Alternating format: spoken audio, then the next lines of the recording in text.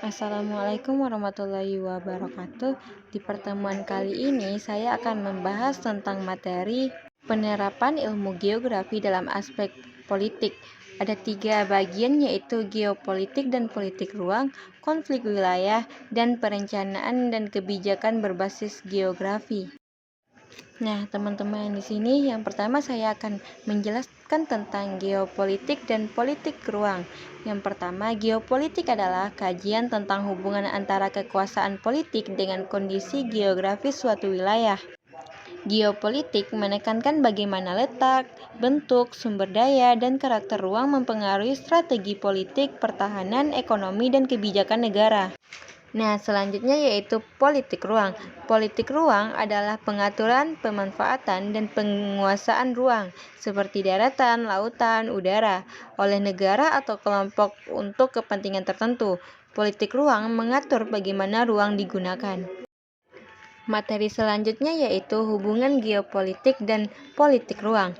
Hubungan geopolitik dan politik ruang adalah geopolitik menjadi dasar pertimbangan dalam mengambil kebijakan pengelolaan ruang. Politik ruang menjadi alat implementasi geopolitik dalam bentuk penataan ruang, batas negara, dan pengelolaan wilayah strategis.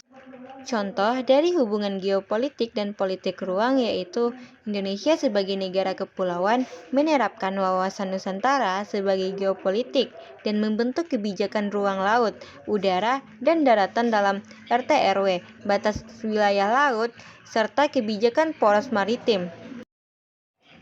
Materi selanjutnya yaitu konflik wilayah. Konflik wilayah terjadi karena perebutan batas, sumber daya alam, atau lahan strategis.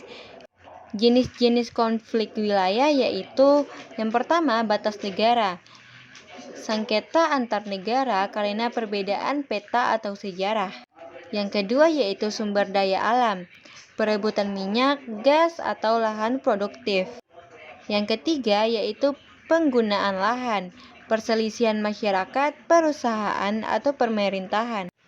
Yang keempat yaitu perubahan berbasis ruang, kepadatan penduduk atau urbanisasi. Yang kelima yaitu faktor geografis, posisi strategis, kondisi fisik, jalur transformasi, serta perubahan lingkungan. Solusi berbasis geografi yaitu pemetaan akurat, SIG atau Sistem Informasi Geografis, dialog berbasis data, dan kebijakan ruang yang adil. Materi selanjutnya yaitu perencanaan dan kebijakan berbasis geografi, menggunakan data spasial untuk pembangunan yang sesuai karakteristik wilayah.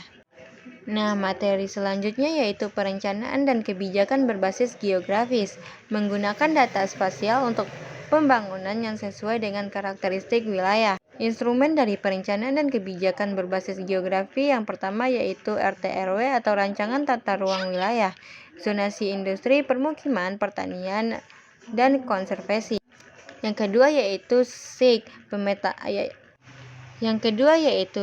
atau Sistem Informasi Geografis, seperti peta, analisis risiko bencana, dan distribusi lahan. Yang ketiga yaitu citra satelit dan analisis budaya, seperti mengidentifikasi perubahan tutupan lahan, topografi.